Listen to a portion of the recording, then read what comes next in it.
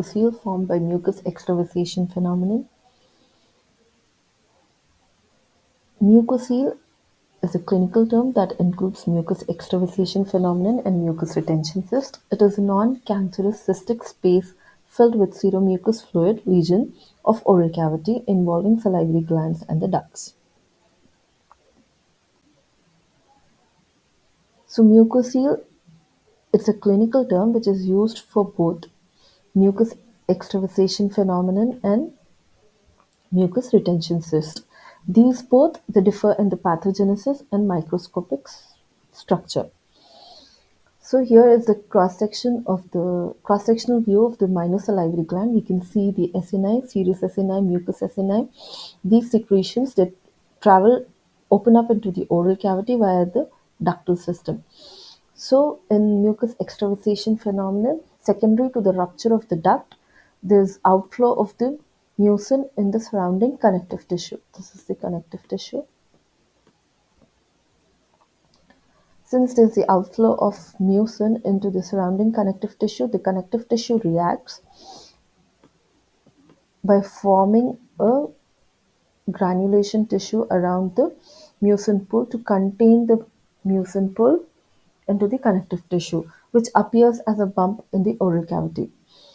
Whereas the mucus retention cyst, it is formed due to the blockade of the ductal system, resulting in the accumulation of mucin within the ductal system. And the secretions which are secreted by the acini gets blocked because of the scarring of the ductal system or mucin plug or salivary stones. As a result, it results in the formation of mucocele. So these both differ in the pathogenesis.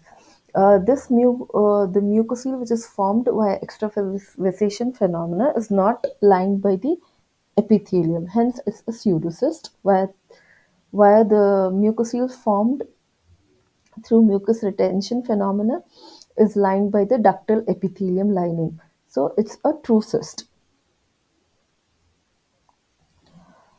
We'll be discussing about the mucocele formed via mucus extravasation phenomenon. We'll see the introduction, etiopathogenesis, clinical features, histopathology, and treatment.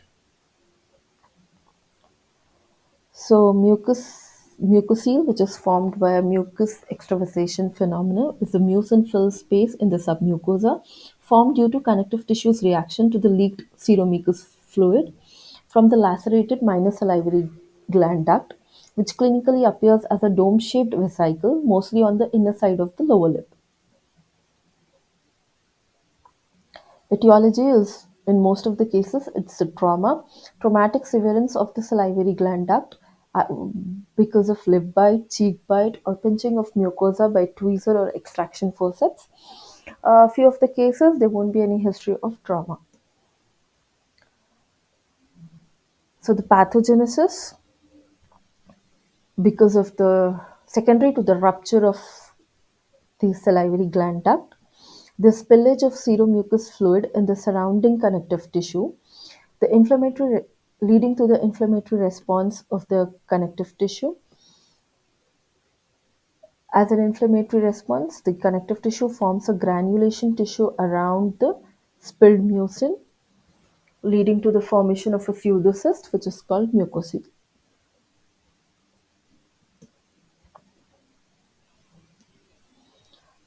Clinical features: age predilection, children and young adults are mostly affected, and gender predilection, both males and females are equally affected. Most common site is the inner side of the lower lip, which is a bit lateral to the midline. Other sites are buccal mucosa, antroventral surface of the tongue, where the minor salivary glands called glands of Blandin and Nuhin are located, and also the floor of the mouth. So how does the lesion appear? While discussing about the clinical presentation of the lesion, we'll talk about the shape, size, surface, consistency, color of the lesion. So the shape of the lesion is it's dome shaped, slightly raised cycle. Size ranges from few millimeters to several centimeters. The surface of the lesion is smooth. The color, if the lesion is superficial, it appears bl- bluish in color or translucent. Deep lesions, they don't show any color change, and if the lesion is infected, it gives a white opaque appearance due to pus formation. Duration, it arises within few days of trauma and may last for few months unless it is treated. Consistency, since it's filled with mucin, it's fluctuant. Histopathology, these are the minor salivary gland acini, and this is the pool of mucin surrounded by the granulation tissue, which are rich in inflammatory cells like lymphocytes and macrophages. So this is the cystic space in the submucosa in the connective tissue filled with mucin containing foamy histiocytes and is surrounded by the granulation tissue which is rich in inflammatory cells. Treatment is surgical excision of the lesion along with the involved minor salivary gland. Marsupialization may sometimes help.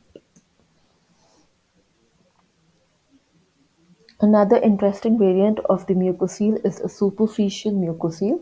It's the variant of mucocele formed due to increased pressure in the distal part of the excretory duct. There is no leakage or blockade of the mucin, but because of the increased pressure in the outermost, that is the distal part of the excretory duct, lesions appear as numerous vesicles in the posterior buccal mucosa, retromolar area, and soft palate area. Lesions are short-lived; they rupture spontaneously, hence no treatment is required. To summarize, mucocele is a reactive, painless, asymptomatic, dome-shaped mucin-filled vesicle seen mostly on the inner side of lower lip in children and young adults due to mucus extravasation phenomena. It's a pseudocyst as it is not lined by epithelium in contrast to mucus retention cyst which is lined by epithelium. Reoccurrence rate is high. Histologically, we can see a mucin pool surrounded by a granulation tissue, and the treatment includes the surgical excision along with the involved minor salivary gland.